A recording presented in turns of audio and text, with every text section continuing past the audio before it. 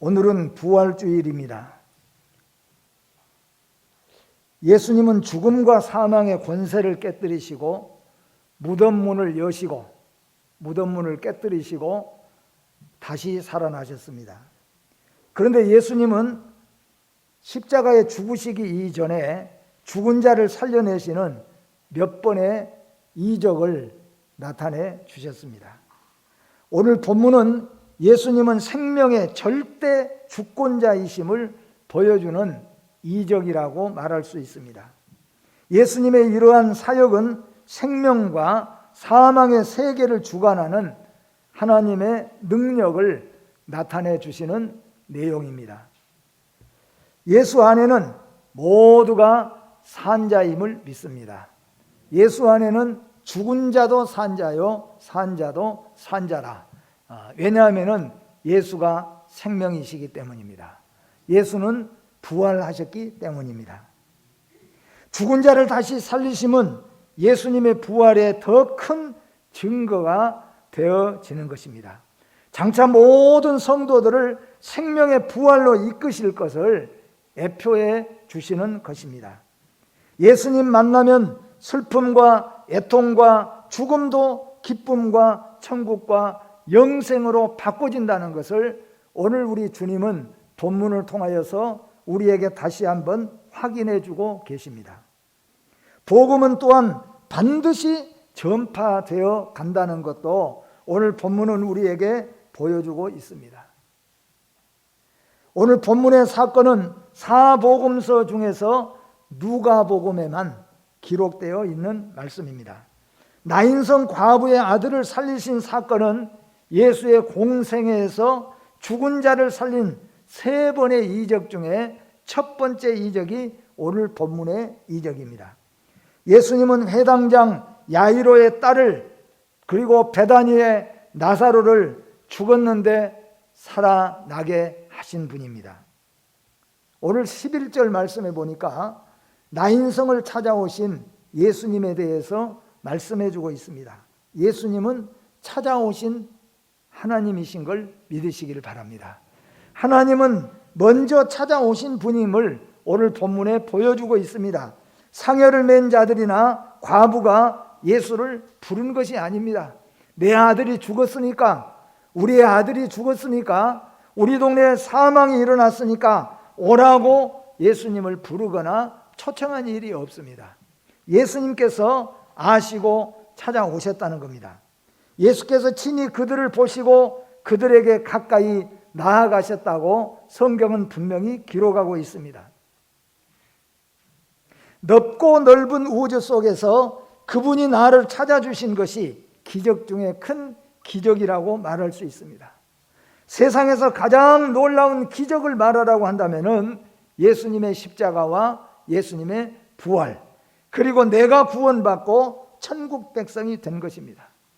저는 모든 성도 여러분뿐만 아니라 하나님 앞에 늘 고백하고 감사하는 것 중에 하나가 뭐냐 하면은 이 세상에 가장 큰 역사적인 기적을 말하라고 한다면은 물론 하나님의 창조이겠지만은 예수님의 부활 사건일 것입니다. 그러나 우리에게 있어서 가장 큰 위대한 기적이 뭐냐고 한다면은 내가 하나님의 백성이 되고 내가 예수 믿고 내가 구원받고 내가 천국 백성이 되었다는 이 사실입니다. 그것을 생각할 때에는 너무나도 감사하고 감격적이 않을 수가 없습니다. 이 세상에서 가장 놀라운 기적은 오늘 제가 예수 믿고 구원받는 것이고 여러분이 하나님의 자녀가 된 것이고 천국 백성이 된 것임을 확실하게 믿고 하나님께 영광을 돌리시기를 주의 이름으로 축복합니다. 오늘 본문에는 예수님을 따르는 자들을 제자들과 많은 무리로 두 가지로 나누어서 말씀하고 있습니다. 제자와 무리는 차원이 다르다는 겁니다.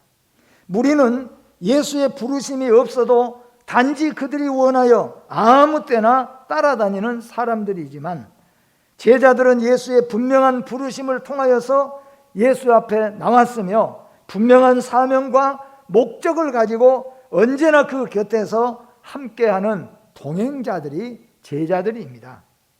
무리들은 언제 어떻게 돌변할지 모르는 위험한 자들입니다. 그들은 예수님 입성하실 때 호산나 호산나 부르면서 종려나무 가지를, 그리고 나뭇가지뿐만 아니라 자기의 옷들을 길에 깔면서 예수님을 왕으로 모시려고 했던 사람들이 많은 무리들입니다. 반면에 돌변하여서 예수님 십자가에 못 박도록 소리친 사람들도 많은 무리들이라고 성경에 기록하고 있습니다. 아마 어떻게 보면은 예수님이 예루살렘 성에 지난주에 설교대로 종료주일에 입성하실 때 예수님 앞에 나뭇가지 들고 호산나 호산나 앞에서 춤추며 노래하면서 예수님을 맞이한 사람들 중에서 예수님 십자가에 못 박으라고 소리친 사람도 아마 반복이 되어질 수 있을 것입니다. 이게 말하자면 무리라고 하는 겁니다. 그래서 성도 여러분, 많은 무리가 되지 말고 예수님의 제자가 되시기를 주님의 이름으로 축복합니다. 많은 성도들 가운데 하나로 살아가는 것이 아니라 나와 예수님의 관계가, 나와 하나님의 관계가, 그리고 내 사명과 목적이 분명한 바로 성도 한 사람이 되시기를 주의 이름으로 축복합니다. 12절 말씀해 보니까 한 죽은 자를 메고 나온 나인성에 대해서 말씀합니다. 이 세상에는 늘 슬픔과 고통이 도사리고 있다는 것을 보여줍니다. 예수님이 성에 가까이 가실 때 그때 죽은 자를 메고 나왔습니다. 오늘 이 장면은 전 우주를 통괄하시는 하나님의 장중한 계획 속에 담겨 있는 하나님의 깊고 오묘한 섭리의 결과인 것을 보여주고 있습니다. 어쩌면 예수님이 그 많은 날, 그 많은 시간 가운데서 이 나인이라고 하는 성은 큰 성이 아니기 때문에 잠깐 오셨다가 지나가 버리는, 1시간만 빗걸려도 만날 수가 없을 거예요. 1시간 먼저 오셨든지 1시간 나중에 오셨다면 만날 수가 없을 겁니다. 만약에 묻어버렸다면 흩어져 버리고 몰랐을 것입니다. 그런데 그 마침 그때에 나인성에서 청년의 관이 메어서 동네 밖으로 나오는 그 순간에 예수님은 동네 안으로 들어가면서 마주치게 되었다는 겁니다. 그런데 중요한 것은 이것이 우연이 아니라는 겁니다. 하나님의 장중에서 위대한 계획과 섭리 가운데서 이루어진 것입니다. 하나님은 1분 1초도 오차가 없는 하나님임을 믿으시기를 바랍니다. 아차 늦었구나, 그게 없어요. 하나님은 정확하게 1분 1초까지도 하나님은 정확하게 섭리하고 계시고 운행하고 계시는 하나님이신 것을 믿으시기를 바랍니다. 내가 필요로 할 때, 나이가 만나려고 할 때 하나님은 1분 1초도 어김이 없이 우리를 찾아오시고 우리를 만나주시는 하나님이신 것을 믿으시기를 바랍니다. 나인성은 어떤 곳입니까? 이 세상은 어떤 곳입니까? 나인성이 내놓는 것은 죽음뿐이요 절망과 슬픔뿐입니다. 이 세상이 우리에게 주고 이 세상이 우리에게 내어주는 것이 도대체 무엇입니까? 그것은 바로 슬픔과 죽음뿐이라는 것, 절망뿐이라는 것을 우리에게 보여주고 있는 거예요. 사랑하는 성도 여러분, 세상에 기대하지 말고 사시기를 바랍니다. 이 세상을 기대하지 말고 예수 그리스도를 소망하면서 기대하며 사시기를 바랍니다. 나인성이 우리에게 내어주는 것은 죽음과 절망과 슬픔, 애통, 그것만 우리에게 내어주는 거예요. 여기에 나인성은 세상을 상징하고 있는 겁니다. 세상이 우리에게 주는 것은 엄청난 기쁨과 쾌락인 것 같지만은 결국에는 절망과 이런 슬픔밖에 없다는 거죠. 그런데 놀라운 것은 예수 그리스도를 만날 때에 바꿔지는 역사가 일어난다는 겁니다. 예수 떠난 우리의 가정, 우리의 사회가 내어놓을 수 있는 것이 무엇이겠습니까? 이 세상은 죽음의 행렬과 생명의 행렬이 분명히 있습니다. 사랑하는 성도 여러분, 우리는 예수 믿고 부활하신 주님과 함께 영원한 생명의 행렬 속에 있음을 믿으시기를 바랍니다. 이게 위대한 기적입니다. 나는 영원한 천국을 향하여 가는 영원한 생명의 행렬 속에 들어있다는 겁니다. 오늘 죽음의 행렬, 죽은 이 청년을 메고 그리고 뒤에서는 땅을 치고 가슴을 치며 어머니와 동네 사람들이 따라가는 이 죽음의 행렬, 이 죽음의 행렬이 오늘 예수님을 만남으로 말미암아 예수님을 통하여서 생명의 행렬로 바꿔졌다는 겁니다. 이 세상의 모든 사람들은 다 죽음의 행렬로 가는 자들이었습니다. 그런데 한 사람, 예수 그리스도의 십자가에 죽으시고 부활하신 그 부활로 인하여서 오늘 그 예수를 믿는 자에게는 영원한 생명의 행렬로 바꿔졌다는 겁니다. 여러분 상상을 해보십시오. 온 동네가 슬픔에 차 있습니다. 가난한 과부, 오직 과부의 하나의 소망인 그 아들이 죽어 버리고 말았습니다. 과부의 울음소리가 온 동네를 처절하게 만들었습니다. 오늘은 아무도 놀고 먹고 떠들고 웃지를 못합니다. 왜냐하면 과부의 통곡 소리가 너무 아프기 때문에. 이것이 바로 세상의 소리입니다. 그런데 오늘 이 나인성이 어떻게 바꿔졌습니까? 춤으로 바꿔졌습니다. 기쁨으로 바꿔졌습니다. 소망으로 바꿔졌습니다. 축제로 바꿔진 걸 믿으시기를 바랍니다. 오직 한 분 예수님 때문인 겁니다. 이 세상은 절망, 죽음, 지옥 그 외에 아무것도 없어요. 그 누구도 모두가 마찬가지입니다. 처절한 죽음뿐이요 멸망뿐이었습니다.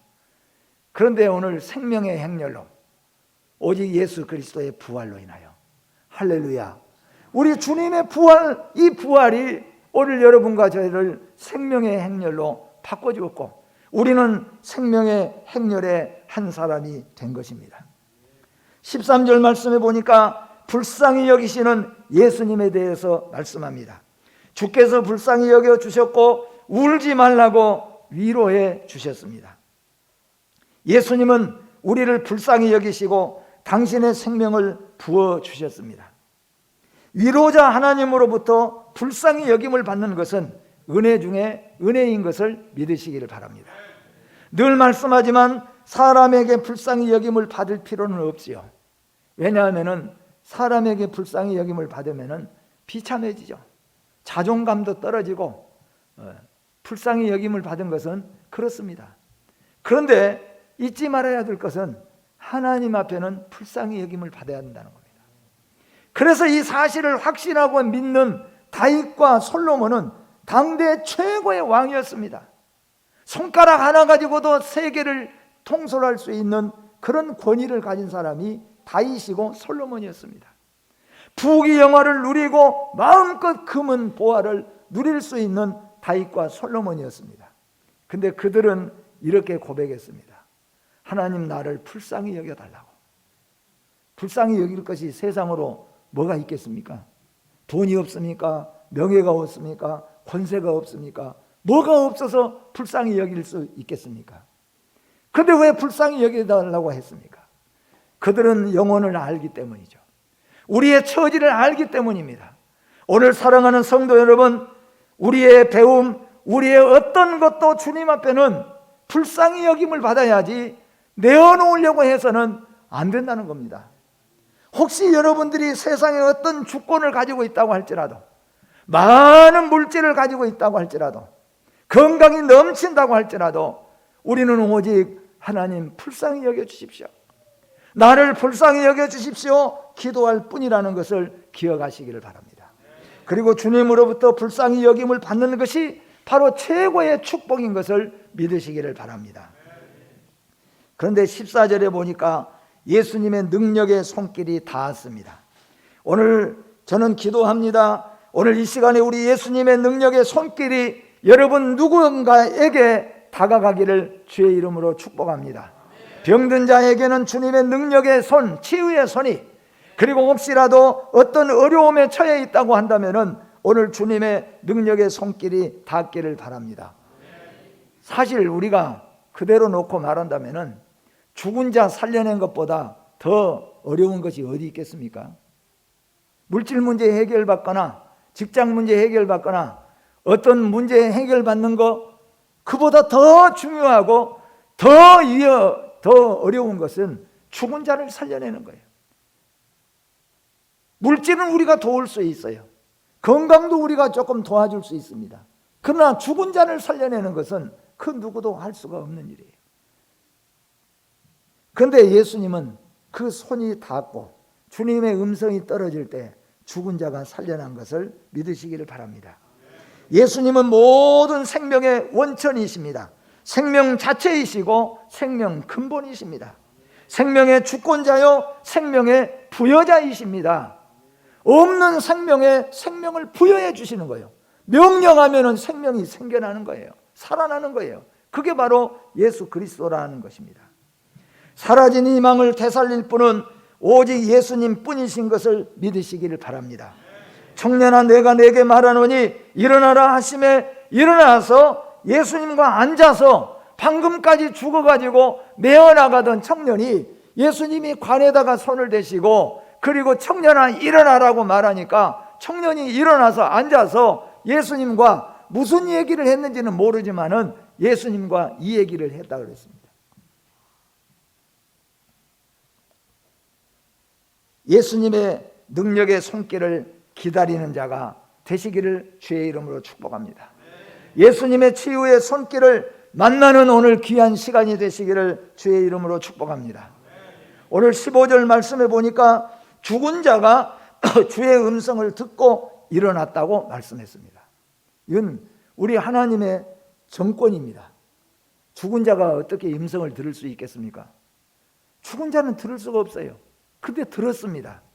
그게 뭐냐면 하나님의 능력입니다. 하나님의 절대 주권이에요. 하나님의 정권입니다. 하나님께서 하시고자 하니까 죽은 자가 주의 음성을 들었어요.